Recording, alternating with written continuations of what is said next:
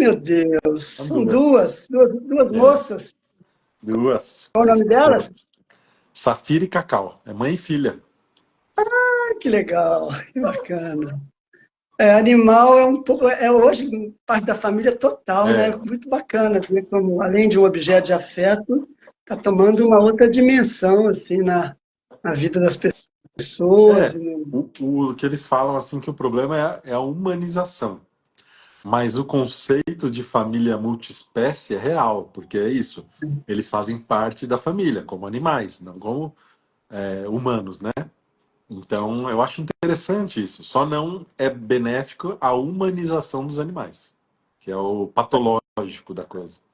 Pois é, Matheus, mas você sabe que eu acompanho muito as tradições indígenas, né? Para os indígenas, perspectivismo ameríndio, o índio ele olha para o animal, para a floresta, como sendo, ó, agora o Davi vai entrar, como sendo gente.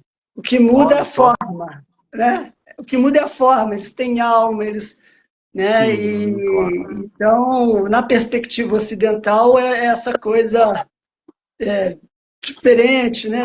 Mas para o índio é isso, é tudo gente. O que muda é a forma. É Muito a forma louco, né? boa, é tudo A espírito, né? montanha, todos têm alma, todos têm Legal. espírito.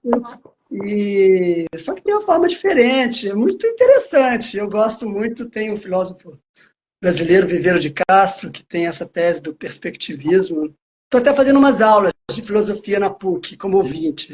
Estou que mergulhando um legal. pouco aí, talvez eu faça um mestrado, por hora eu estou ainda tentando. É, a gente está completando 4 anos, quando eu paro e penso que eu nunca imaginei essa situação de fazer uma live, uma coisa pública, e a pandemia nos deu esse desafio e virou um presente, porque estou fazendo, né? A gente já fez algumas, né, Matheus? Sim. E assim, né? Muito bom. Veja a Solange, que é uma psicanalista que coordena o projeto Girassol, onde eu estou nas escolas, e eu queria fazer uma breve introdução do que me trouxe a fazer essa live, né? Eu vejo que o trabalho da gente na constelação familiar, onde eu encontrei e conhecia você, né, Matheus? Tem algumas semelhanças com o trabalho das medicinas da floresta. Vale lembrar que, apesar do Hellinger ser um alemão, um filósofo, uma pessoa que sistematiza muito dentro daquela abordagem europeia, ele descobriu muito desses princípios na África do Sul, nos 25 anos que ele teve lá como missionário, né? E eu fiz muitos anos de terapia, fiz psicanálise, depois terapia junguiana, depois terapia haitiana, que é um processo da gente se autoconhecer, da gente tentar descobrir um pouco daquilo que está lá no nosso subconsciente, aqueles recalques, e aquele trabalho permanente, semanal, às vezes quinzenal, de trabalhar junto ao terapeuta, a elaboração dessas questões que vão surgindo, e isso tem um efeito. Eu sou muito, muito grato a esse trabalho, né? Quando eu conheci tanto as medicinas da floresta, eu participei de alguns rituais da ayahuasca no ambiente religioso já algumas vezes, e também quando conheci as constelações familiares, é um outro caminho, né? É um caminho de uma terapia breve, onde você no encontro, você acessa informações do inconsciente. E aquilo tem um efeito sobre o teu processo de aprendizado, né? Aí eu trago como bom mediador de conflitos uma questão que sempre me chama a atenção, porque algumas pessoas entendem que aquilo que você vivencia, seja num ritual de ayahuasca, seja num ritual de constelações, ele não deve ser elaborado. Ele deve deixar que aquilo ali ressoe sobre a alma das pessoas e que o trabalho acontece, de uma certa maneira, por si só, né? Outras pessoas já entendem que nós todos temos as defesas do ego, né? Aquilo que nos fez sobreviver a traumas de infância, traumas da adolescência, né? Reich falava das couraças, que é o que nos fez chegar até aqui. E que, portanto, é importante você fazer um trabalho de elaboração e de integração para, inclusive, esses rituais da terapia breve. Eu trabalho com muitos terapeutas onde a gente faz uma parceria, onde a pessoa tem um atendimento semanal, quinzenal, e vem fazer uma constelação no momento que o processo está, de alguma forma, um pouco, pode ser aprofundado por outras maneiras, né? Então, para mim, então, nesse sentido, são pessoas que defenderiam um caminho que, tudo bem, é importante aquilo que a gente identifica naquele ritual, mas que é importante essa integração, até para que as pessoas também não venham com uma expectativa de algo milagroso, que elas vão para uma constelação ou para um ritual de ayahuasca e vão sair dali, não precisam de fazer mais nada. A gente sabe que existem vários passos a serem tomados, existem resistências, existem ações que o cliente tem que fazer, que muitas vezes, se não tem um acompanhamento para integrar aquilo que ele viveu, o ego dele acaba deixando isso para trás e acaba voltando até a mesma atitude de sempre, sem que ele perceba. E depois ele reclama que o ritual, seja da ayahuasca, seja da constelação, não teve um efeito. Então, queria passar, mais uma vez, agradecendo muito a vocês e a todos que estão nos assistindo. Para você, Matheus, comentar um pouco do que você acha, do que você quer, mas que, enfim, a tua opinião sobre essa coisa da importância da integração nesses rituais de terapia breve. Você também tem uma vivência longa, muito mais longa com a ayahuasca, e para logo em seguida a gente passar para o grande especialista no tema, que é o David, que eu estou super curioso de ouvir. Legal. Grato, Rinaldo. Grato pelo convite. Rinaldo me convidou com essa ideia. Aí ele sabe, já que eu já bebi o chá há muito tempo. E aí eu falei, não, tem um amigo meu que ele está fazendo um trabalho, xamanismo. Vamos chamar ele também, que ele é um cara legal, da gente ouvir, tem umas histórias boas para contar. Eu, olha, você sabe disso, né? Em relação, por exemplo, às constelações, a seriedade que eu falo para as pessoas da necessidade da seriedade pela profundidade do que nós fazemos, porque a gente mexe com a estrutura da alma humana. Lá na visão sistêmica, na visão do pertencimento, na visão de quem se é enquanto família, enquanto brasileiro, né, enquanto ser humano. Então, é preciso uma seriedade, porque são experiências muito profundas. E quando a gente fala dessas outras experiências, que eu chamo assim também de transcendentais, mas um outro tipo de experiência transcendental, elas também precisam ainda mais de seriedade, porque, olha, nesses anos todos que eu pude ter essa experiência com chá, eu te falo assim, é uma chave que abre muitas portas. E é preciso a gente ter cuidado para qual porta que a gente está abrindo. Então é muito importante estar com alguém que tenha uma experiência, que saiba o que está fazendo. E saber o que está fazendo não é só beber o chá há muito tempo. É ter consciência do que está fazendo, para onde está conduzindo as pessoas e qual é o objetivo deles. Então, são dois tipos de trabalho que, de uma certa forma, têm uma relação, porque se trata da alma humana, se trata de seres humanos, se trata de um nível além desse nível cognitivo que a gente tem, um nível mais transcendental mesmo, da expansão da consciência. E eu me lembro do Bert Hellinger falar disso, né? Que a constelação familiar ela mudou e cresceu de tal forma que se tornou um instrumento de expansão da consciência humana. E, comungar o vegetal, né, a ayahuasca, é uma oportunidade bioquímica da gente expandir a consciência e ir além dessa nossa mente racional. E vivenciar coisas que a gente pode aqui contar para as pessoas, algumas das nossas experiências, para que as pessoas tenham uma ideia assim da potência que é e do cuidado que precisa ter. Então é isso. Muito feliz de estar aqui. Muito bom poder contribuir com vocês. Uma honra. Fala aí, Davi. Boa noite a todos. Também é uma honra estar aqui com vocês, reunidos nessa live. Você, na introdução, o Rinaldo trouxe do Viveiro de Castro. Eu vi ele falando uma coisa muito interessante. Eu estava com o chocalho até aqui na mão. Que ele fala que para a gente é um chocalho, uma maraca, para ele é o acelerador de partículas do xamã. Que isso aqui é princípio masculino, o princípio feminino, cabaça. A semente da vida é uma coisa igual ao Big Bang, a origem da vida, né?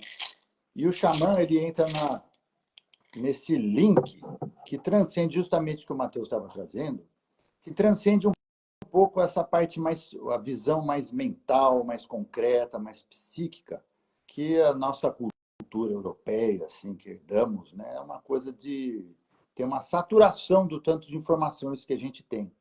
Então, muitas vezes as pessoas vão beber o Asca, então elas têm que lidar com uma série de informações e discernir o que a força da ayahuasca está mostrando para a pessoa e o que é aquela profusão de pensamentos, né, ligados ao lado mais concreto. O interessante é que os indígenas, eles não têm toda essa gama de um leque de tantas coisas que a gente fica alicerçado quando a gente bebe o chá, por exemplo, é uma sessão que é dirigida para um indígena, ele já tem aquela tradição que o pai, o avô, uma confiança de adentrar um campo, uma dimensão que a gente chama de campo mais espiritual, né? Para muitas pessoas, já lembra da bisavó, que tinha uma coisa mais católica, outro lá, mais um jeito, tudo. E isso são formas igual uns sacos de areia que tem no balão, que às vezes não deixa a pessoa ter experiência e ter uma imersão, justamente pelo apego às coisas da mente, de não deixar a entregar, né? E isso eu acho uma coisa que é fundamental a gente aprender também dessa forma que os indígenas têm de respeitar e de perceber um pouco mais pelo lado do coração, em vez de ser da mente. Isso que me atrai muito pelo trabalho dos indígenas. Com o Matheus, né, já teve uma caminhada juntos, né, muitas experiências, né, já fui de linhagens huasqueiras, né, meus pais, né, quando eu nasci, já eram huasqueiros, e eu tive uma oportunidade também de ir no Peru, né, passar 7 meses e meio. Então, o Matheus falou para contar uma experiência, né? Eu tive alguns abusos na juventude, né? E eu senti, numa sessão de ayahuasca, a força do chá e o que estava sendo chamado, naquele campo quântico que chamam, meu cérebro no nível dos neurotransmissores serem restaurados. Isso é difícil. Como é que eu vou provar isso para algum cientista? Mas, dentro do que eu pensava, a qualidade de raciocínio que eu tinha antes daquela sessão e depois, assim, triplicou quantificou a qualidade e assim eu recuperei uma capacidade que eu tinha e fui mais além. Então, nisso, numa sessão de ayahuasca. Agora, num mundo que até os Homer Simpson, Príncipe Harry, Homens de Preto, todo mundo já bebeu ayahuasca, tem uma profusão de ayahuasqueiros que entraram por através das raves. E isso é o perigo que o Matheus trouxe. De pessoas que não têm conhecimento, não têm uma ligação, não sabem o potencial da planta, não sabem que se a pessoa usa um remedicamento ou não. Então, esse é uma coisa que tem que ter muito, muito, muito critério. E assim, um respeito muito grande. Então, a pessoa tem que saber onde que ela entra. Como disse o Matheus, tem que saber entrar sabendo da saída. É importante isso. Então, passo a bola. Passo o cajado. Fala aí, Renan. Não, eu acho que essa seriedade, ela é realmente fundamental, né? Eu acho que é inevitável um pouco as pessoas que querem fazer uso dessas substâncias em caráter recreativo. Eu acho que elas acabam pagando um preço. Mas como também o Hellinger falava, né, nada é por acaso. Às vezes, se você quer, né, tomar o chá numa rave, te prepara, porque, né, você vai, talvez, possivelmente, viver uma experiência em contato com angústias, com coisas que são profundamente doloridas, que justamente, né, a consciência da gente faz a gente deixar em segundo plano, porque são muito sofridas, né? Então, você acessar isso num ambiente sem um acompanhamento, sem um manejo, sem uma pessoa ali que vai te ajudar na hora que essa angústia bater, é um preço alto, né? Então, essa é uma primeira questão, né? Que eu volto a dizer. Tem algumas pessoas, tradicionalmente a ayahuasca, todas as vezes que eu experimentei foram dentro desse ambiente religioso, mas eu hoje vejo pessoas fazendo uma proposta um pouco mais vinculado a a uma psicoterapia. Então, essas pessoas falam assim, para beber essa substância, você tem que fazer comigo 3 encontros. Continua sendo uma terapia breve, Uhum. mas eu quero ali saber o que, que você quer com essa. Um pouco que na constelação se pede uma pergunta, né? O que, que você. Qual o tema que você quer que traga para a gente? Então, é Sim. uma forma da própria pessoa também, nesse encontro prévio, ela ser questionada o que, que traz ela ali, né? Quais são as expectativas dela ali, né? Se ela sabe que o chá por si só não vai fazer mágica. Ela sabe que ela pode viver esses processos de angústia. Então, nesse processo prévio, é uma oportunidade que aquela pessoa utiliza para fazer uma preparação, para, né, saber um pouco também, se é uma pessoa também que tem um histórico psicótico, talvez ela não possa fazer Não isso, né? posso. Tem umas questões objetivas que, né, não é para todo mundo. Então, essa preparação me parece um caminho, e aí eu acho que é uma preocupação também de até no final dizer, olha, você nesse momento não é adequado que você tome, né? E também tem uma série de 3 ou 4 encontros posteriores à bebida, para que haja um acompanhamento. E aí, o que que você viveu? Né? O que que você sentiu? Né? Essas pessoas recomendam, inclusive, que a pessoa internamente, depois da experiência, ela possa escrever o que ela viveu. Alguns até recomendam que durante mesmo, se dá vontade de fazer um desenho, faça um desenho, né? Outras pessoas. Então, assim, essas são questões que vocês, não sei se, né, vocês têm mais experiência, em particular o Davi, né, o que acha dessas abordagens, que são abordagens que já misturam um pouco, a meu ver. Eu nunca participei, mas eu acompanho isso em grupos, né? Onde um psicoterapeuta ou um xamã, ele acompanha esse processo da bebida com um antes e um depois. Eu queria também dizer que a Solange, que é essa psicanalista, ela fez uma pergunta aqui. Quais seriam os critérios de que vocês falam? Eu não sei se ficou claro o critério. Solange, depois, se você puder botar a pergunta novamente, só explicar. Você entendeu, Matheus, que quando ela fala de quais os Acho que eu critérios? entendi. Ah, então, Sim. então segue aí para você.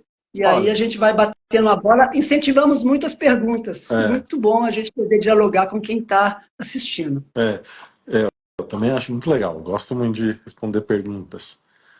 Primeiro critério é da pessoa que está buscando aquilo lá. Ela buscar pessoas experientes que tenham conhecimento, aquilo que eu falei, não seja só por tempo, mas por recursos. Porque disso que você está dizendo, né, da gente, a pessoa vai lá, faz uma terapia e tal. Existem níveis do que a força manifesta. E se a pessoa não tiver os recursos necessários, ela fica no alto mar, só boiando. Quando a pessoa tem os recursos necessários, ela pode conduzir a pessoa a mares mais calmos, a mares mais altos, a ilhas de belezas inimagináveis, de realidades espirituais que a gente não faz ideia que existe. Porque a gente fala assim, né? De realidade, parece que é uma coisa de alucinógeno, algo assim. Não, é, é a gente destravar uma porta do nosso cérebro, um mecanismo do nosso cérebro e poder acessar transcendências. Então, dentro dessa transcendência, surgem experiências de coisas muito impressionantes. Né, o Davi tem algumas, quero contar algumas aqui, que são coisas assim que, de repente, aquilo dá um insight que você não volta mais a entender a vida, ou o mundo, ou você mesmo da mesma forma que era antes. Porque é uma vivência tão forte que você não tem como dizer que aquilo é irreal, que é coisa da sua cabeça. Entendeu? E da mesma forma é a terapia. Porque quando a terapia chega nesse nível em que a pessoa, por uma vivência terapêutica, ela tem uma experiência que modifica o seu jeito de olhar a si mesmo, ao mundo e às relações, ela não vai ser a mesma pessoa. Então, o primeiro critério é esse: procurar alguém que tenha recurso. O segundo critério, eu acho muito importante, aí é de quem distribui, quem dá, são dos xamãs, dos mestres, é conhecer o que que a pessoa está buscando. Porque não é uma aventura, é uma jornada, mas não é uma aventura, entendeu? Não é uma coisa para se aventurar, é uma coisa para fazer uma jornada, para que ela conheça algo que ela não conhece antes. E dificilmente vai conhecer de outra forma. A não ser, por exemplo, eu conheci uma pessoa que por 10 anos ele foi assim um yogi altamente avançado. 10 anos assim, ele praticava um jejum com alimentação e tal, e tal, e tal. Quando ele bebeu o chá pela primeira vez, ele falou que aquilo que ele avançou em 10 anos, numa sessão ele foi muito mais além. Ah, é porque ele já aprendeu nos 10 anos aquilo? Ele diz que não, porque ele percebeu que aqueles 10 anos do que ele viveu, se ele tivesse já bebido, ele já ia muito mais além. Porque ele conseguiu transcender algo que ele não conseguia transcender antes. Entendeu? Então, esse é outro critério. Aí tem algumas coisas que são a segurança do chá. As pessoas que têm histórico psiquiátrico, dependendo dos remédios que estão tomando, existe o risco de interação medicamentosa por causa do mecanismo bioquímico do chá. Então a gente tem que saber disso para saber o quanto é que a gente vai dar, porque o chá é seguro. O chá é seguro, desde que a gente saiba a situação que a pessoa está para poder acompanhar esse desenvolvimento. Porque a pessoa também, para poder fazer a jornada, ela não é como um cara que está totalmente sedentário, ele não pode correr uma maratona. Ele tem que se acostumando para poder cada vez mais ir mais longe. Então, esses são os critérios e depende do que a gente conhece da pessoa, até o que, que a gente pode revelar ou até onde pode ir. Fala aí, não é, Davi? É, com certeza, com certeza. Eu gosto da tradição indígena, porque ela vem de milhares de anos, né? No Peru, né, é um lugar que eu estive, que eu aprendi muita coisa, eles têm a importância da dieta, né? Dieta com outras plantas, que eles dizem assim que a huasca, o cipó, ele sobe na árvore para buscar o sol lá em cima da floresta. Se o tronco da árvore não estiver legal, cai. A árvore cai. Então, as dietas são para fortalecer a pessoa para poder receber o asco. Então, a pessoa, para se dispor a beber o chá, precisa ver como é que ela está, termos de saúde, saúde mental, se a pessoa, como é que estão as emoções da pessoa, tudo. Tem uma pessoa, o Sting, aquele cantor, né? Meu pai teve a oportunidade de dirigir uma sessão lá no castelo dele e ele escreveu a autobiografia dele. Então, no primeiro capítulo, ele estava lá prestes a fazer o show mais importante da vida dele. Aí foi um pessoal chamar ele para beber ayahuasca. Ele ficou sabendo, será que eu fico bebendo caipirinha aqui no Copacabana Palace ou vou lá beber o chá com o povo lá? Aí puseram lá no Volkswagen e levaram ele. Uma coisa que ele gostou, que as pessoas que deram vegetal para ele, trataram ele como uma pessoa, um irmão. Então falou, oi, Sting, muito prazer, vem aqui ajudar a pegar o banco. Lá entrou lá na funça. Quando ele bebeu o chá, né, ele sentiu lá umas náuseas, assim, mas ele foi concentrando, começou a ver lá umas formas geométricas. Ele foi na infância dele, isso ele relata na autobiografia dele, e resolveu uma encrenca lá que ele tinha com o pai dele, uma dor que ele tinha. Resolveu lá dentro daquele estado de espírito. Então ele foi no passado, na memória dele. Daí ele ligou para o pai, lá se reconciliou. Quando ele foi fazer o show, que era o mais importante da vida dele, chegou a notícia que o pai dele desencarnou. Assim, antes dele fazer o show. E ele fez o melhor show da vida dele. Aí já adentra também na constelação familiar aí do ramo de vocês, né, do Mateus. Então, isso são indícios assim que a pessoa bem intencionada no lugar apropriado, com que a gente chama assim, com um lugar seguro, né? Então, esse aspecto assim da pessoa também trabalhar assim a si, né, mentalmente, ver o corpo, tudo, porque não é uma aventura que as pessoas às vezes se jogam. Igual às vezes a pessoa vai com um caiaque se meter lá numa ilha e às vezes pega correnteza. E tem que ter alguém, um timoleiro, que conheça as correntezas, saibam disso, né? Então, essa experiência com a gente também beber da fonte dessas pessoas que fazem uso há muito mais tempo que a gente. E também a gente tem um filho. Como é que é essa pessoa? Uma pessoa amorosa, uma pessoa mais rígida, tudo. Isso também tem uma influência de você ver como que a pessoa reflete na vida com as pessoas. Que o ideal é pessoas que se sintam bem, se sente bem perto daquela pessoa. Que isso é transmissão do que a pessoa trabalhou com a medicina ao longo dos anos. Eu passo a bola. Ótimo. Poxa, uma dúvida que eu tenho e queria dividir com vocês também, né? Eu acho que é do manejo ali na hora do ritual, né? Eu participei, alguns anos atrás, era um encontro com várias pessoas num sítio, onde eram 3 dias e num certo momento houve uma vivência, tinha mais de 100 pessoas na sala, uma vivência de respiração holotrópica, né? Já tinha todo que para quem não conhece, através da respiração, você também chega a estados alterados de consciência muito profundos, né? Era um lugar no meio da natureza, a gente teve vários encontros trabalhando as questões, muitas vezes familiares, não era de constelação, mas era um trabalho muito ligado à família, né? E de homens, todos homens, era um encontro só de homens, muito forte.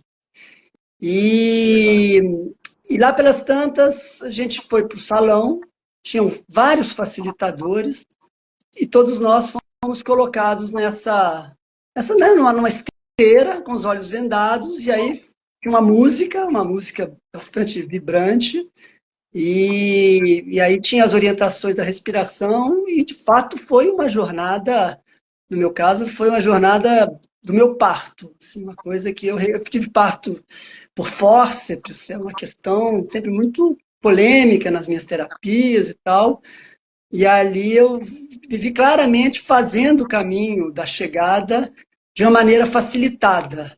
Isso me deu uma sensação única, assim, né? Até hoje eu me lembro e me emociono desse encontro. E nesse momento ali, em alguns momentos da jornada, eu e as outras pessoas também ficavam muito agitadas. Na verdade, até a minha jornada nem foi tão agitada, mas eu terminei ela e aí fiquei ali esperando os colegas terminarem, e ali eu vi que algumas pessoas estavam muito agitadas, chorando muito, né?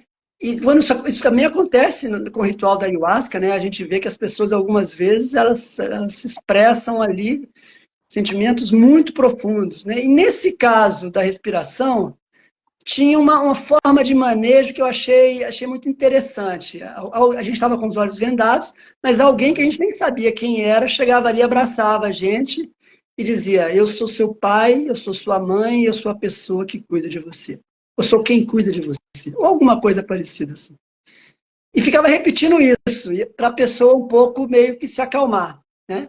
É uma forma de manejo, né? Que a gente falou da preparação.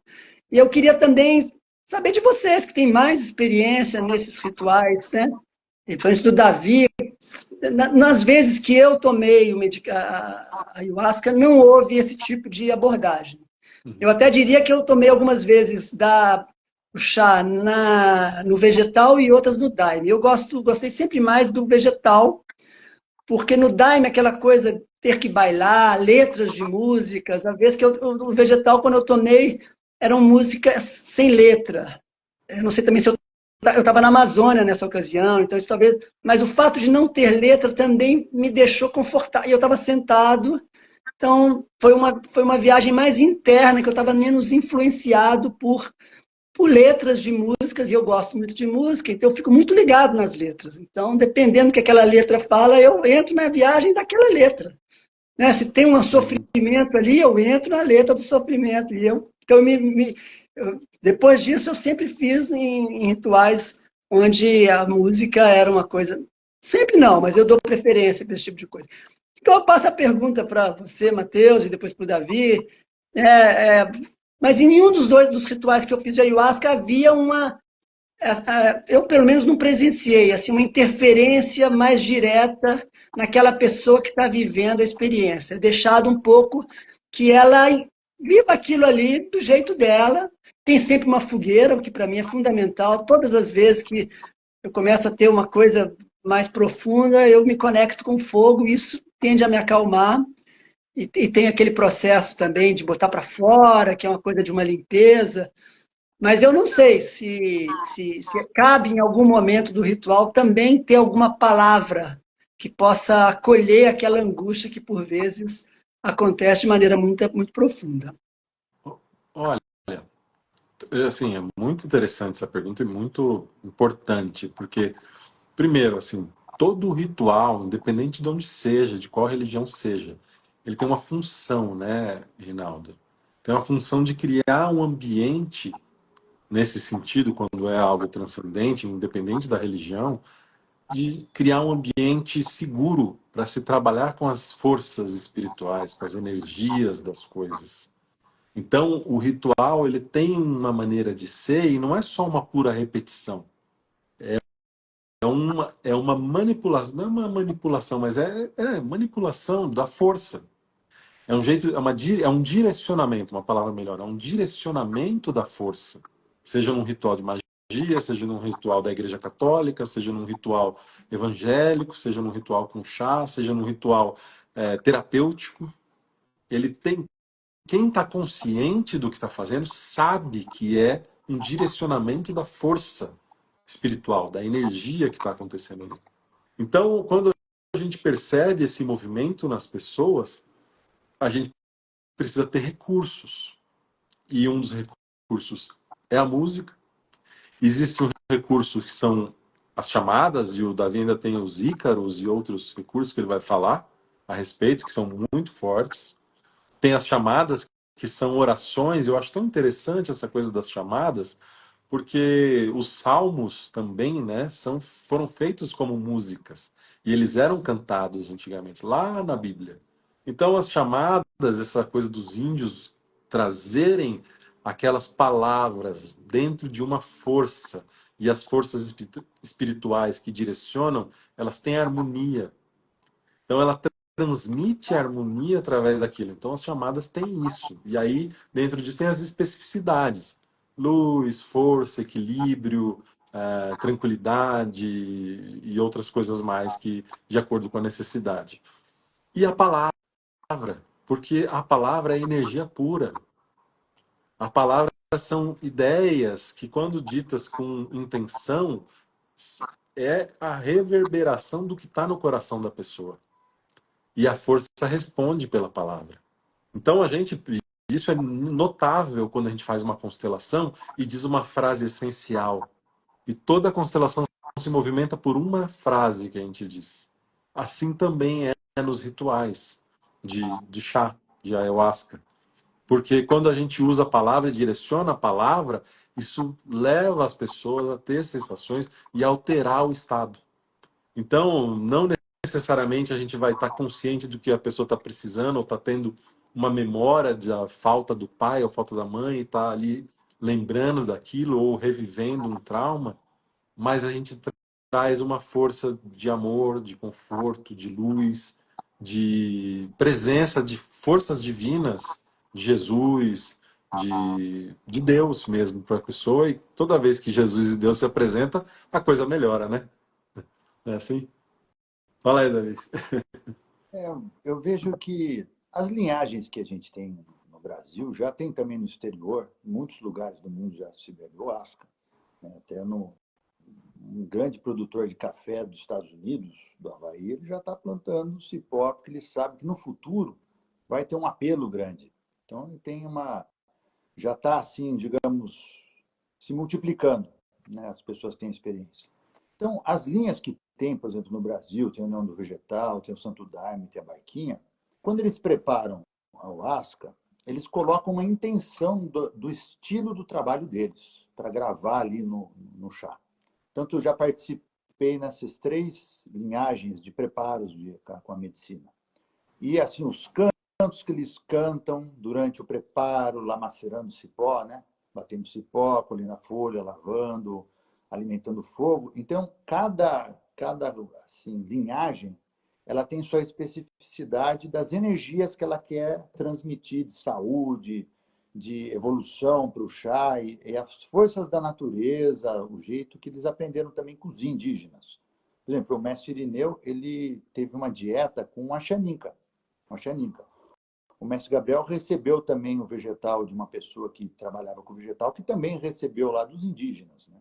Então, a barquinha também, que foi o mestre Daniel, recebeu lá do mestre Irineu, e ele sentiu lá que tinha que fazer aquele trabalho. Eu conheci a filha do segundo mestre da barquinha, foi bem amiga minha, Sandra. E participei também dos preparos. Então, tem muito já que já começa na alquimia do preparo da ayahuasca, com as devidas intenções e assim a fé que eles colocam no chá. Então, quando você vai beber esse chá dentro daquele segmento, seja você tem a tendência de gostar mais de um estilo do Santo Daime, que todos cantam junto com o chocalho, uma coisa mais Goda UDV, que é mais meditativa, para esperar a força circular, né, aquele estilo, ou da barquinha também, que tem alguns estilos também dentro. Tem o bailado, tem a concentração, tem alguns procedimentos que eles fazem com o chá, já é dentro da linha que já foi preparado o chá. Os outros lugares, hoje em dia, virou um comércio do chá. E você tem que saber a procedência do chá, quem que estava preparando o chá. Por isso que é uma coisa que é o critério aí que a nossa irmã fez a pergunta, a nossa amiga, tem também esse viés de quem preparou, de que substâncias foram colocadas. Tem um amigo meu biólogo que participou de uma pesquisa internacional, diz que na Europa distribuíam o asca que não tinha os princípios do mariri, que é o cipó, e da chacrona. Era um remédio psiquiátrico, por exemplo. Então, se vendia uma experiência, uma jornada mística, completamente fake news, e a pessoa pode ter muitos problemas com isso. Então, essas linhagens que trazem já um segmento já mais alicerçado na fé e na sinceridade de propósito, mais verdadeiro com a planta, são mais seguros. São mais seguros. Agora, uma coisa interessante dos indígenas, né, que eu já bebi ayahuasca com muitos indígenas, sempre foi um sentimento muito amoroso, uma felicidade de estar vivendo aquilo, né, assim, daquela forma tão assim genuína de conexão com o Viveiro de Castro, que eu sou fã dele. Ele diz que os índios são a terra. Então, ele não está chamando o espírito de uma árvore distante, está chamando o espírito irmão. A lua também, a diferença, eu e o meu irmão, que é aniversário do Gabriel, parabéns hoje, mas teve a oportunidade de ir na Native American Church do Peyote algumas vezes, né? É uma linhagem que tem na América do Norte, né, com o cacto. E assim, a ligação que eles têm com o sol é um pouco diferente da nossa. Que o sol tem uma proximidade, eles sentem o sol no coração, intimamente ligados. Intimamente ligados. Então, com o indígena, às vezes, para a gente dá um pouco de trabalho, porque a gente tem que realmente se entregar naquela experiência, e desapegar dessa quantidade de ganchos que nossa mente faz durante a experiência. Esse é o desafio de nós, cara pálida e todos nós, aí, seja japonês, africano, seja quem for, adentrar nesse campo deles. E é muito interessante, só mais sem me estender, mas eu conheço um indígena que é professor de Stanford, ele é médico, né, um Apache, e ele é o asqueiro. Não vou falar o nome dele, mas está coordenando uma equipe grande dos Estados Unidos a favor, assim, pelo governo para estudar o asca, os fenômenos também da substância. E muito da nomenclatura que ele traz, das entidades que eles chamam, são as mesmas do Guarani, são mesmo do Axeninca, são as mesmas do Xingu, que agora começaram a beber o asca, que era uma profecia antiga que eles tinham. Tem alguns índios já se tornando asqueiros. Então, esse é um universo que não tem fim, de busca, de percepção e de encantamento com essa planta, mas sempre mantendo o critério da segurança. Vamos lá. Poxa, que bom, Davi, trazer essa coisa comercial, né, que tem crescido, porque isso também me chama muita atenção, né? Meu pai é médico, assim como o Matheus, é professor titular da UFMG, né? Super alopata e tal, e eu tenho passado para ele os artigos da Johns Hopkins, que é um dos maiores hospitais do mundo, onde ele estudou, onde ele se formou lá nos Estados Unidos, fazendo pesquisa, por exemplo, com os cogumelos, né, para tratamentos variados de câncer. A gente tem também várias universidades, Davi falou aí das universidades americanas, europeias, canadenses, fazendo pesquisa com ayahuasca. Tem muita coisa também sendo feita com relação ao óleo de cannabis, né? Eu acho que isso é irreversível. Agora, eu acho que é fundamental que a gente, enquanto país, e também enquanto cuidadores, que a gente, de alguma forma, tenha um olhar também para populações muito pobres que não vão ter condição, por exemplo, a cannabis, o canabidiol, que é o remédio feito a partir do óleo da cannabis, ele está autorizado pela Anvisa, mas são R$ 2.500 uma caixinha por um mês. Um óleo que você pode plantar, em tese, né, no quintal da sua casa, né? Então, eu queria aqui dividir com vocês também uma admiração enorme que eu tenho com um médico aqui no estado do Rio, o Nathan Camilhote.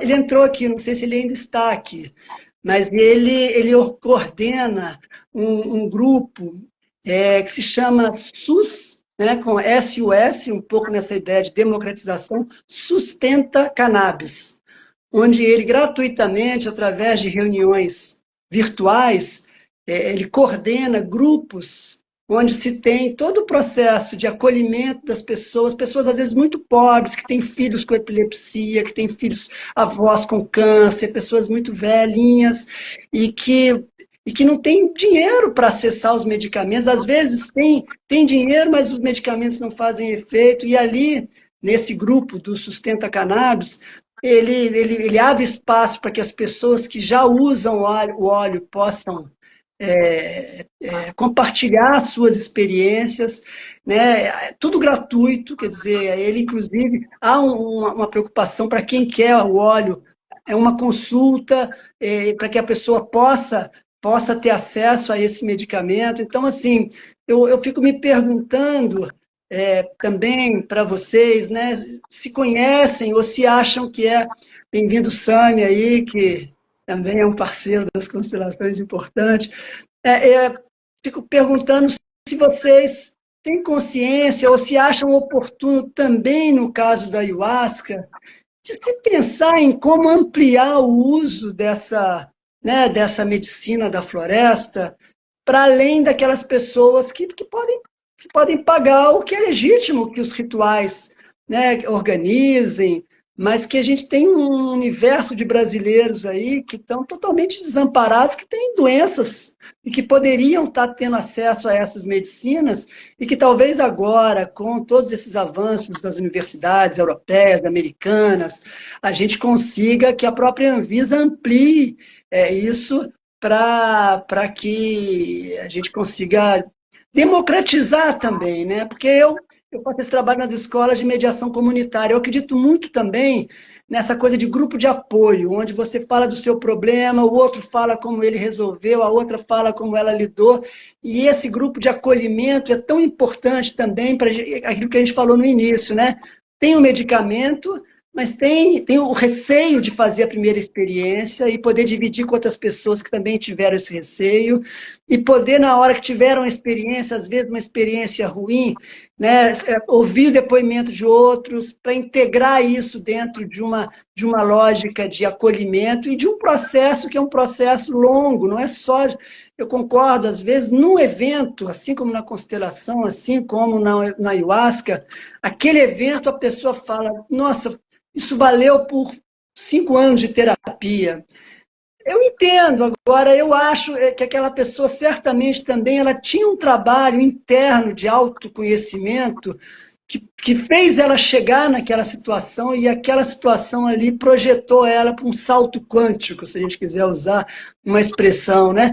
Mas tem uma coisa que é trabalhosa, que é o medicamento, que não vai ser a ayahuasca que vai fazer o dever de casa de ninguém. Se você continua ressentido com o mundo inteiro, você pode tomar litros de ayahuasca que dificilmente você vai, se você não quiser mudar essa tua atitude de ressentimento em relação à vida, em relação à sua família, em relação a todo mundo, dificilmente você vai conseguir lidar com essa questão de maneira sustentável, né? Não sei, o que você acha disso? Falaram aqui os Estados Unidos Né? compra óleo por US$ 50.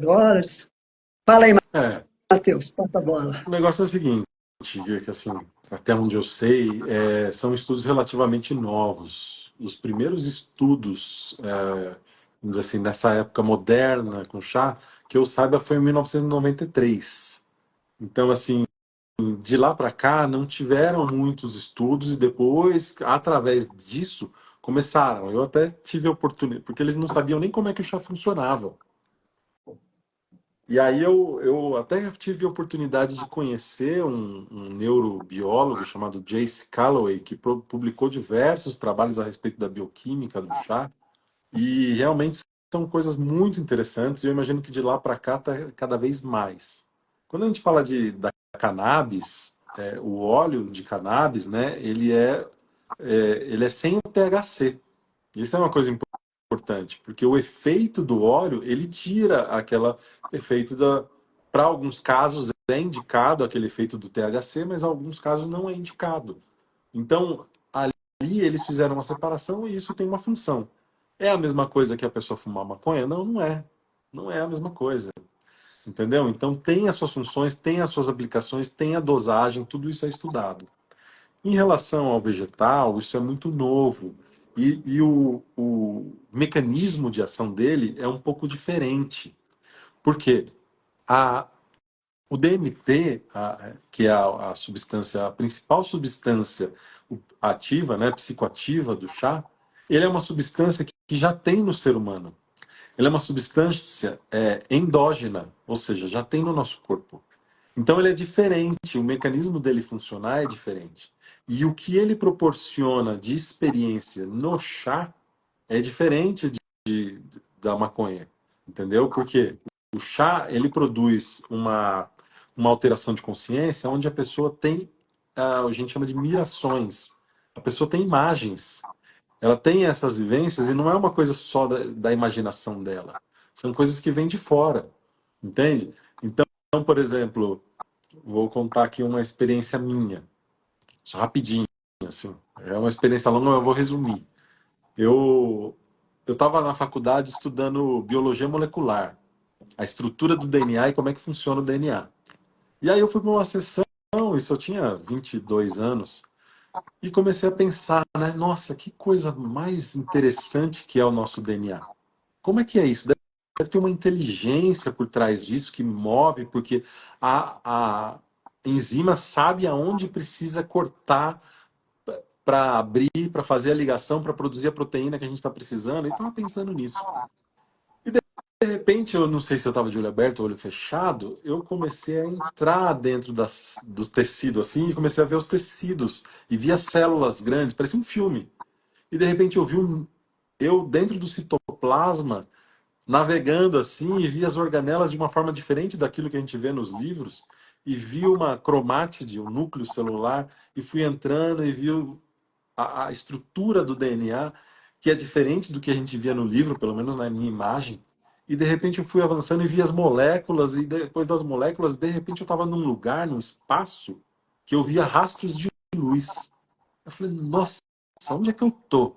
E aí eu vi que lá na frente tinha como se fosse um planetinha assim, e eram os átomos, era o núcleo de um átomo.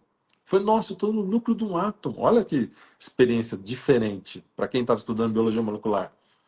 E aí, de repente, eu comecei a viajar para o núcleo, e era assim, muito longe, eu via aqueles rastros de luz, assim. Quando eu cheguei no núcleo, ele ia como se fosse um sistema solar, ele tinha partículas. Então ele ia cada vez mais para o centro. Quando eu cheguei no centro, uma luz assim, pô, a luz. Aí veio uma frase e disse assim: Deus está presente em sua totalidade nas menores coisas. Olha só que experiência mais transcendental de se encontrar com Deus. E aí aquilo lá foi, nossa, que fantástico. Eu falei, nossa, que experiência. Fiquei em êxtase, falei, uau. Aí eu pensei assim, tá, nas menores está presente. E nas maiores? De repente eu fiz o caminho inverso. Quando eu percebi, eu já estava no espaço. E tinha um teto, assim, que eu não podia passar daquele teto. Não passava. E aí parecia que era infinito, assim. Aí a voz falou assim, Deus está presente nas maiores coisas em sua totalidade também.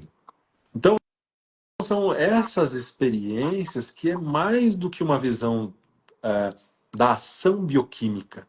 É essa transcendência além da mente para se conhecer o que é o espírito. Para se conhecer quem somos nós na parada aqui nesse planeta, além da Matrix. Para que a gente possa... Então, você imagina, depois de uma experiência dessa, a gente não tem como olhar para a matéria e olhar para um ser humano da mesma forma. Porque se a gente precisar sentir a presença de Deus, sabe onde encontrar. Entende? Então, assim, existe essa visão bioquímica que pode ser utilizada para o tratamento de depressão, mas nós já temos diversos medicamentos que fazem a inibição da recaptação da serotonina, para produzir, deixar a serotonina mais presente.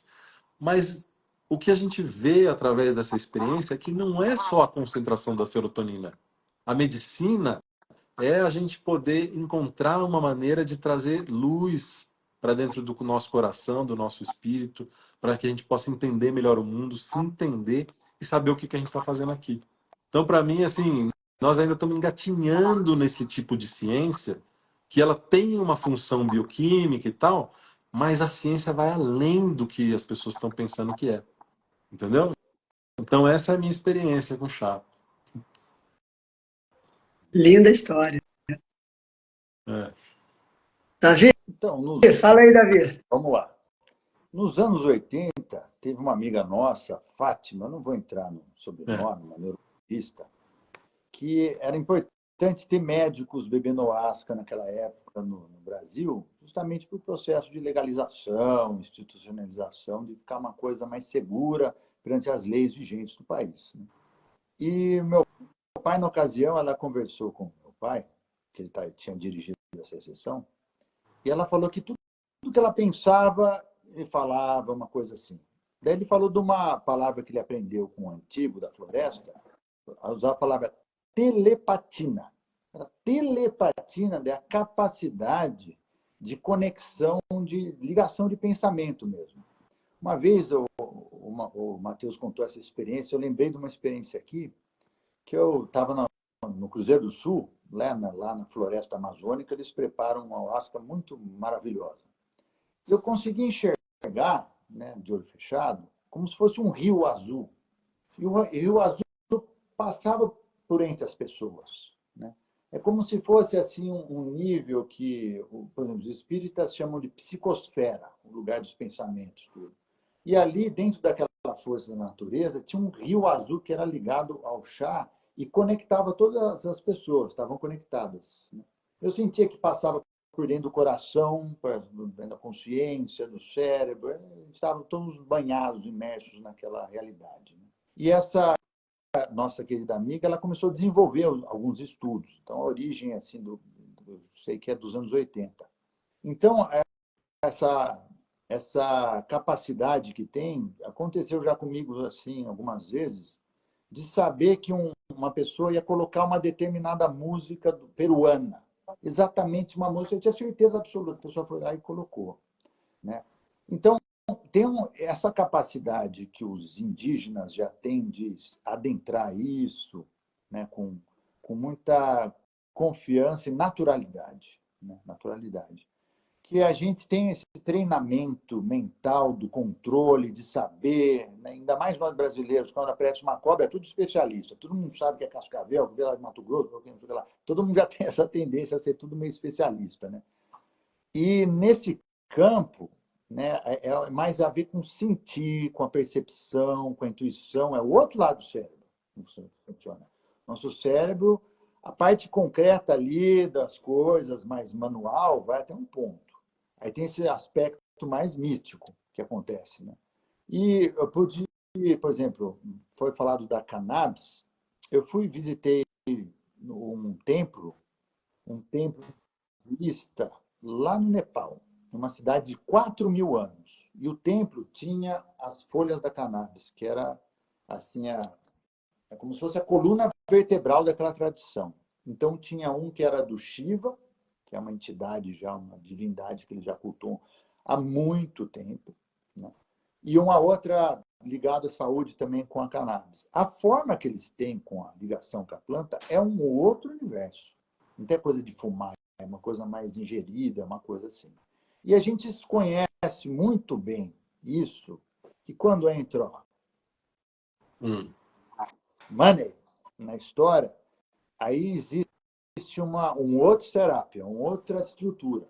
Que, por exemplo, no Brasil, a Calunga conseguiu autorização para plantar cannabis. Grandes empresas conseguem. Agora, aquele pai lá de família que quer lutar para 3 cannabis que o filho dele tem epilepsia, por exemplo, aí não pode. Agora, essas grandes empresas que contribuem com impostos e tudo, conseguem. Eu morei 7 anos e meio na Califórnia, né? Fui estudar loteria lá, construção de instrumentos acústicos. E eu participei, assim, eu morava lá enquanto a cannabis era proibida.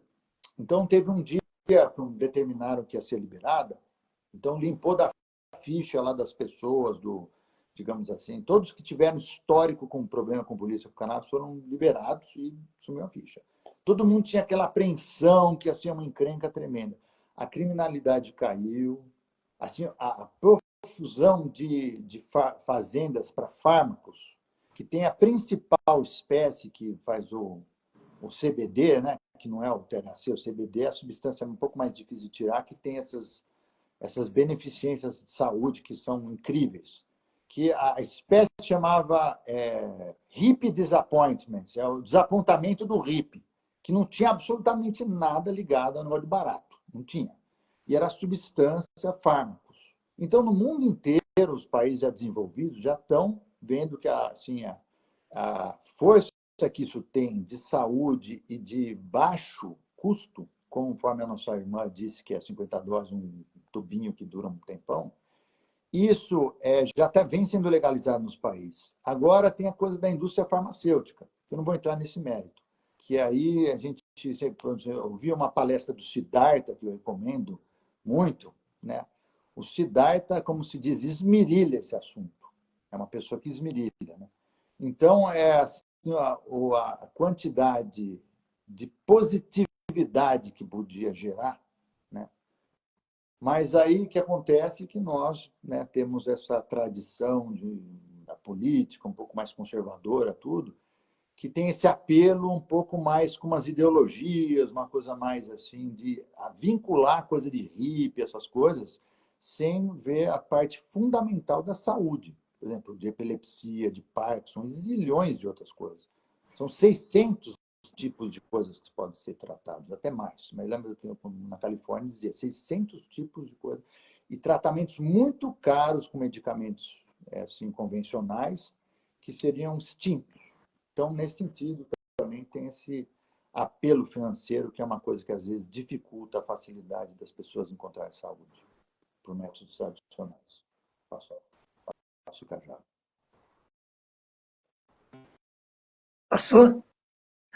Obrigado, Davi. Acho que seus depoimentos são maravilhosos. Se você tiver, você, o Matheus também, algum link de estudos, né, que a gente possa botar aqui nos comentários, é legal também.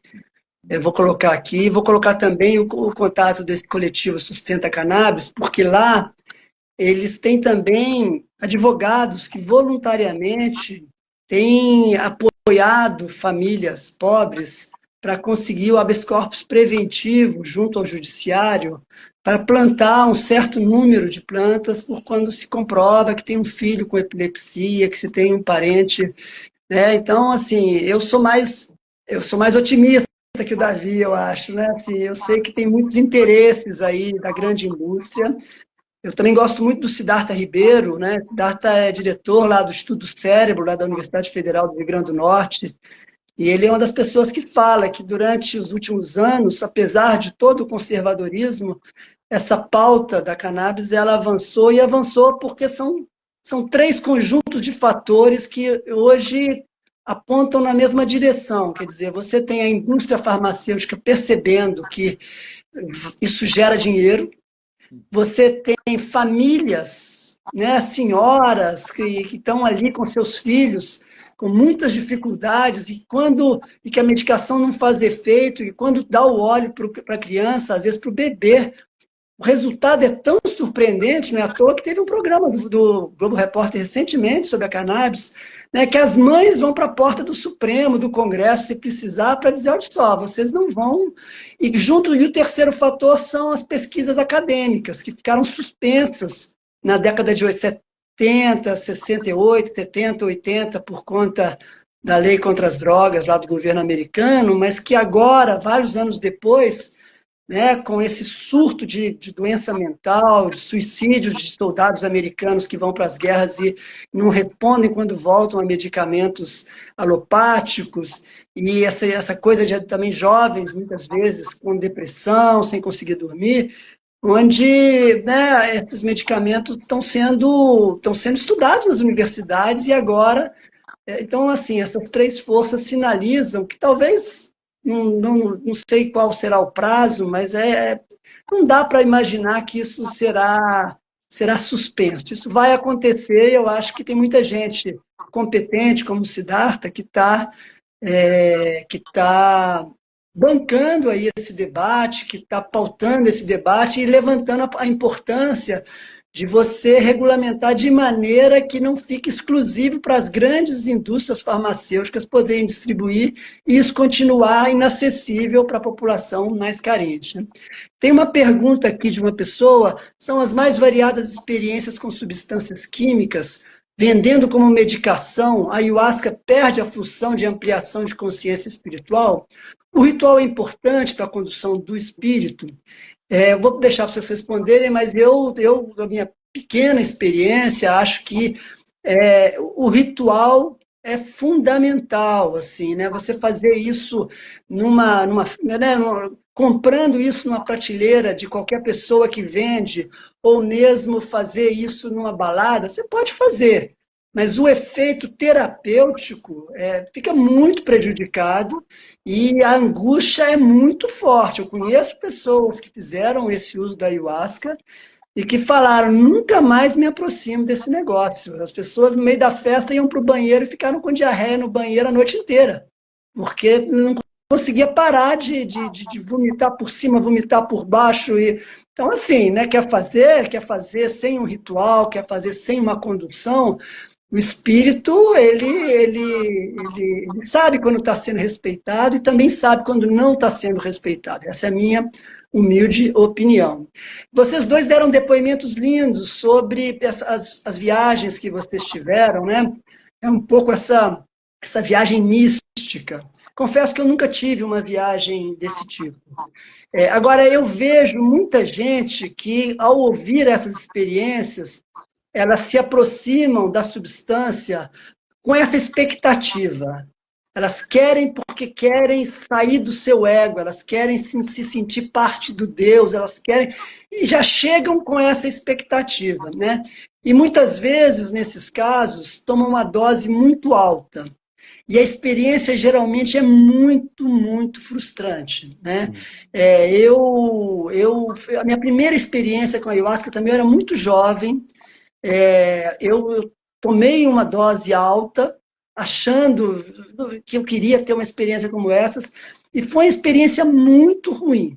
Eu fiquei 10 anos sem chegar perto da planta, porque eu reconheci a força dela, mas foi tão ruim do ponto de vista de eu sair daquela viagem e voltar, que eu falei, não, não quero. E depois, quando eu voltei num processo totalmente diferente. Eu voltei para o ritual, mas eu falo, eu quero pouco. Ah, tá, mas tem que beber mais. Não, mas eu quero pouco. Eu quero ver até onde vai. Aí bebi a primeira dose bem pouco. Aí tinha um segundo servimento. Aí eu falei, vou, não vou, eles me incentivaram aí, eu fui. E dessa maneira eu fui me aproximando da minha dose, sabe? Da minha forma de lidar com isso. Então, eu acho que eu sei que os rituais eles são mais genéricos, né? Tem lá a dose básica no primeiro servimento, há um incentivo que as pessoas, eu entendo até que os condutores eles Eles querem que a pessoa viva uma experiência, e se também a pessoa for lá e tiver uma dose que ela não vive nada, ela vai sair de lá frustrada porque não viveu nada. Mas a minha experiência é que menos é mais. Eu prefiro que, assim, no meu ponto de vista, se você orienta a pessoa que talvez no primeiro ritual você não consiga algo transcendente, mas tenha paciência, vá devagar, É, vá se respeitando, vai se olhando, e não precisa. E também, assim, não é uma coisa, às vezes a pessoa faz. Enfim, cada um faz o que quer, mas eu sim, todas as vezes, da mesma forma como na constelação, não é recomendável fazer uma constelação hoje, daqui a uma semana querer fazer outra. Eu acho a mesma coisa para o ritual da ayahuasca, assim, experimenta a bebida, espera aí 1 mês, 2 meses, para ver o efeito disso sobre você, para você aí sim fazer uma escolha de eventualmente fazer uma segunda experiência. Essa coisa da dose, de começar com doses menores, eu acho que é uma coisa que a minha experiência me mostrou que é assim, né? Um passo de cada vez. Né? Não vá com muita expectativa, mas vá entendendo que aquilo ali tem uma força. E chegue. Aí em Minas a gente faz assim, menos. Chega achando que vai ter uma viagem, que eu vou sair voando, conectado com a águia. Nem sempre acontece, né? E às vezes tá conectado, o subconsciente da gente está conectado com muita angústia, de todos nós. Então é importante a gente também respeitar isso, é o meu ponto de vista. Matheus, bom, já temos 1h10, poderíamos aqui ficar mais uns 15, 20 minutos, normalmente as minhas lives vão aí por 1h20, 1h30, deixo vocês, para mim, tá ótimo, eu já passo vocês aí para talvez fazer uma fala com tempo, sem pressa, mas uma fala já de encerramento para a gente também não cansar demais vocês e os nossos ouvintes. Matheus, legal, vai, tua bola. legal. É, olha, eu acho assim, é tipo você ter uma nave espacial e querer dirigir como se fosse um Fusca. Então depende muito do que a pessoa está buscando, depende da capacidade dela de ser conduzida dentro de uma nave espacial, porque tem uma consciência dentro dessa força. Não é só a nossa consciência, existe uma consciência ali. E essa consciência ela tem um efeito bioquímico, ela precisa dessa reação bioquímica para poder se apresentar e se conectar na gente. Então, eu vejo assim, depende muito. Se a pessoa tem um ritual para auxiliar ela a usar como um disco voador e poder usar todo o seu potencial, ela deve fazer dessa forma, né? Porque às vezes a pessoa vai como uma coisa assim para curtir barato e não é um barato, porque não é uma droga. Expandir a consciência é uma coisa muito séria, aquilo que a gente falou lá do começo. E se ela tem sabe disso, que tem essa capacidade de um dia chegar a ser um disco voador e viajar pelo espaço, ela vai querer aprender a pilotar esse disco voador. E muitas vezes para pilotar esse disco voador, essa nave, é se deixar ser conduzido, porque é uma força, ele tem uma consciência. E toda vez que, por ser uma coisa muito estranha do nosso estado natural, cognitivo, ele às vezes incomoda e assusta. E se a pessoa fica tentando lutar contra isso, aí é que ela não fica bem. E isso é uma das coisas que a gente indica para a pessoa: olha, respira fundo, relaxa e confia. Que conforme a gente vai criando uma confiança e vai soltando o corpo e vai falando, deixa eu ver o que vem. Aquilo que ela estava assim, ficando com medo e parecia que era grande demais, já não é mais tão grande. Entendeu? Então, assim, precisa de tempo para desenvolver a confiança. E à medida que ela desenvolve a confiança, ela dá passos mais firmes. E aí ela pode ir a ter essas experiências mais distantes. E aí tem alguns fatores que envolvem isso, que o Davi conhece muito bem, que ele prepara, ele tem esse conhecimento de diferentes preparos, diferentes formas, que influenciam também, né? A intenção de quem prepara, a intenção de quem conduz. Então são muitos aspectos que envolvem. E aí tem uma pergunta aqui que eu acho legal de eu falar assim para fechar, que é isso. Ah, sempre é algo de uma experiência do astral ou é da nossa mente? Olha, a nossa imaginação é quem nos conecta ao astral, entende? Então, por mais, quem é que diz que a nossa mente não é um astral, aquilo que a gente está imaginando, que a gente está criando, não é uma dimensão da força criadora em nós? E a gente pode ficar nesse nível, mas se a pessoa se soltar, confiar e se soltar dos seus medos, de repente ela pode perceber um astral transcendente e ver que vai além daquilo que ela imaginou. Não sei se eu respondi. É isso. Abração pro Ricardo Aranha, nosso brother. É, Fernando também, meu primo. não, grandes amigos circulando aí na É, lista. Vamos lá. Ó, se a pessoa já tem muitas ambições de já chegar, a querer ter uma experiência mística, talvez não seja para essa pessoa. Vai ter trabalho. Porque uma das coisas, assim, essa medicina já teve, sempre nasci já dentro uma família que usava essa medicina. Toda vez é um universo diferente.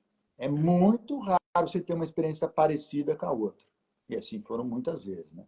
Então, o momento que eu estou, me vinculei a um instituto, pelas leis brasileiras, para poder fazer esse trabalho, né? Tenho circulado por vários lugares, né?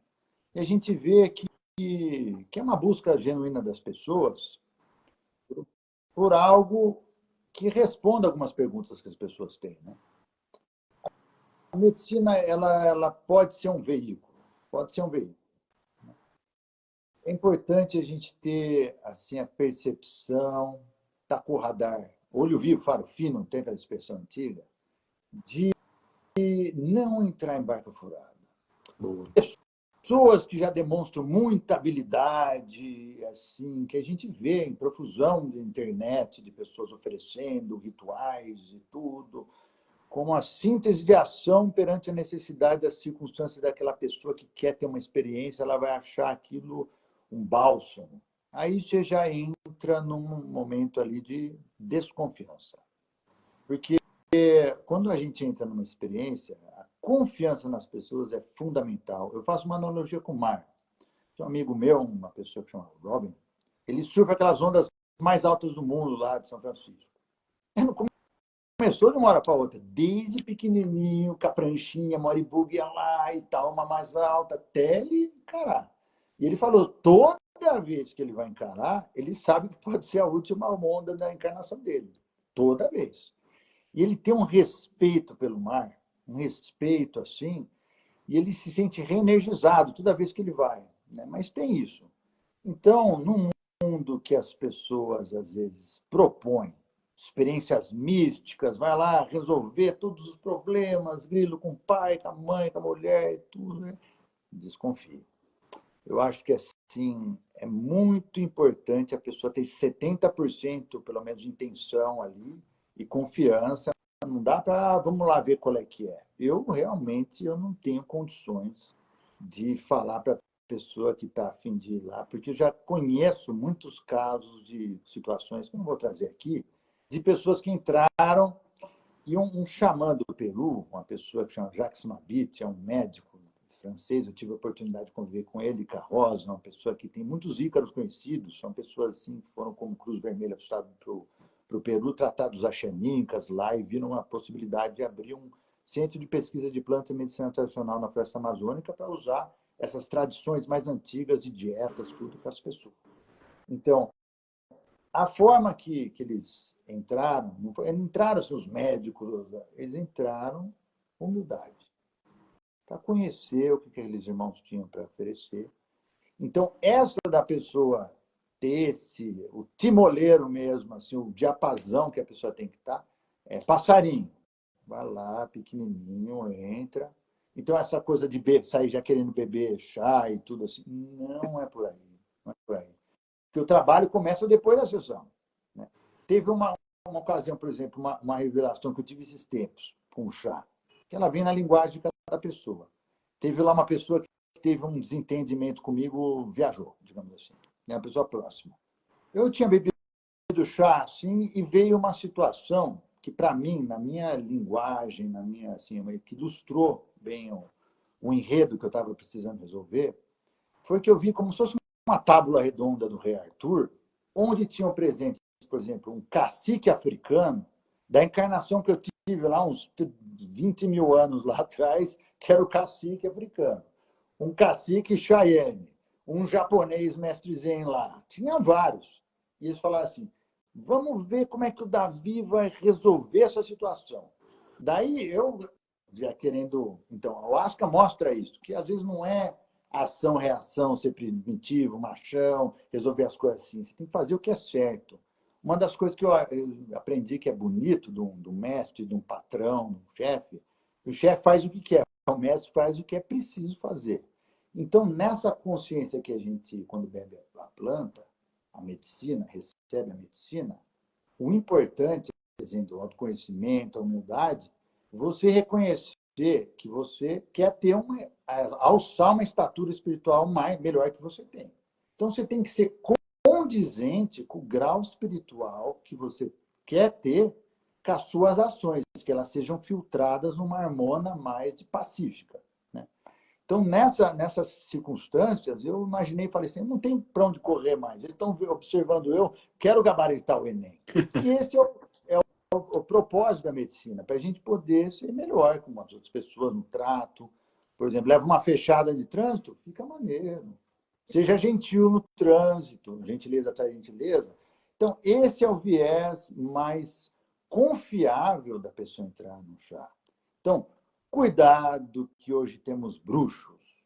Os bruxos de hoje, por exemplo, o Jacques Mabit, esse médico experiente aí, foi um médico, um querido irmão, Glacos, Dr. Glacos, ele falou para mim que foi a única pessoa que ele viu 1.500 médicos aplaudindo o cara depois de 10 minutos lá da experiência que ele fez com o tratamento com asca e com plantas. Né? Então, esse Jacques Mabit, ele tinha uma confiança no chá, uma humildade com o chá. Né? E o que ele ensinava, assim, por exemplo, perguntei para ele o que eram os bruxos. Ele falou assim, antigamente, um bruxo, o asqueiro, ele era capaz de arrancar a orelha de um cara numa sessão, fazer lá uma coisa assim. Hoje, o que eles querem? Se apropriar das pessoas, do dinheiro, ou às vezes a pessoa também, a gente vê muitos gurus hoje em dia que estão dançando em questões de sexualidade, essas coisas, abusar, misturar as coisas, que existe isso. Quando a pessoa entra num lugar rasqueiro, é sujeito a pessoa pensar que aquela experiência espiritual que ela está tendo, ela atribuir àquele dirigente. Será que esse dirigente tem o grau de não se apegar, não gostar daquela lustrada do ego, saber que ele está mesmo no instrumento ou se ele está se apropriando daquilo? Então, esse é um viés que eu acho muito importante, sabe? Para quem quer, é uma coisa que eu não saio indicando para todo mundo, mas para quem vem conversar comigo, eu acho que é uma coisa que vale a pena ter confiança, pois esses sábios que temos muitos no mundo que falam da espiritualidade com propriedade, sabem trabalhar em si. Então, eu confio nesse caminho também. Passo para o nosso querido Rinaldo. Puxa vida! Poderíamos continuar aqui trocando esse papo bom, né? Mas, olha, só tenho a agradecer vocês dois pela disponibilidade de estarmos aqui juntos, né? Trocando experiências. Eu aprendi bastante. Espero que as pessoas que assistiram, que venham assistir também, bebam aí nessa fonte da experiência de vocês. E muito feliz, assim, da gente. É um tema que não é um tema fácil, né, Matheus? Assim, quando eu chamei o Matheus, eu falei, será que ele vai aceitar? Aceitou, ainda trouxe reforços. E bom reforço, né? Oh, maravilhoso, adorei conhecer Davi, que bom, que bom. É isso, gente. Mais alguma coisa? Posso encerrar por aqui? Pode. Olha, mas um pedido. Que vire Sim. tradição, de tempos em tempos a gente vê algum tipo de tema. Acender a fogueira. Manter a fogueira acesa. Boa, boa. Muito bom, gostei. Valeu, gente. Valeu, Então, gente. ó, tudo de bom para a todos aí que estão assistindo e seguimos juntos. Um abraço forte. Um abraço. Abraço.